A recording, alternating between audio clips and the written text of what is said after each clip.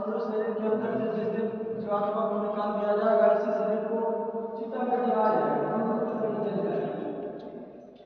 बताइए क्या सारा जाएगा। इसके अंदर जो जीवात्मा है ये अजर अमर अविनाशी है, ये मरती नहीं है। जीवन भर जो भी हमने कर्म किए, अच्छा किए, बुरा किए, पाप किए, पुण्य किए, ये सब कर्म जो है हमारे जीवात्मा के ऊपर लगते जा रहे हैं। शरीर तो यही छूट जाएगा, उधर जीवात्मा को ले जाकर धर्मराज की कचहरी में पेश कर दिया जाएगा।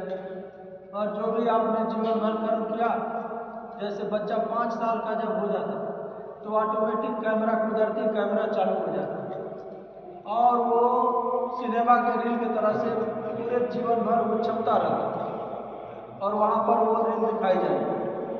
आप वहाँ कोई बहानेबाजी नहीं कर सकते। ये जो बैठ करके आप लोग सुन रहे हैं मंदिर में, ये भी वहाँ रील दिखाई जाती है, आपने इतने समय तक कोई सत्संग की बात सुनी, तो ये भी छप रहा है। 24 घंटे निरंतर जो भी आप कर्म करते हैं वो सारा छप रहा है। उसी कर्मानुसार धर्मराज सजा सुना देंगे। यदि आपने बुरा कर्म किया तो जीवात्मा नरक में चली जाएगी, 84 लाख योनियों में भ्रमण करेगी। जैसे यहाँ आदमी गलती करता है तो पुलिस ले जाकर के जेल में डाल देती है, उसी तरह से परमात्मा ने, भगवान ने 4 बड़े बड़े जेल खाने बनाए: अंडज, पिंडज, रुक्मज, स्थावर।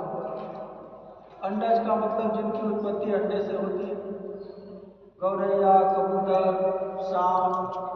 अब देख लीजिए चिड़ियों में कितने प्रकार की प्रजातियां और सांपों में कितने प्रकार की प्रजातियां, और अन्य जीव जो अंडे से पैदा होते हैं उनको अंडज जीव कहा जाता है।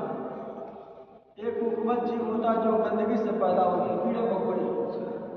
बरसात के दिनों में बल्ब के ऊपर जो छोटे छोटे कीट पतंगे उड़ते रहते हैं, नालियों में कीड़े, छोटे छोटे कीड़ियाँ और मच्छर है, मक्खियाँ हैं, छोटे छोटे कीट पतंगे, जिनको उपमज जीव, पुष्पज कहा जाता है। ये जीव गंदगी से पैदा होते हैं, कोई 4 दिन, कोई 5 दिन, कोई 10 दिन, कोई 40 दिन, 24 घंटे के बाद भी किसी किसी का उम्र 24 घंटे होता है। और एक है स्थावर, ये पेड़ पौधे। इसमें भी देखिए कितने प्रकार के पेड़, नीम का अलग, जामुन का, कटहल का, बरगद का, पीपल का, पाकड़ का।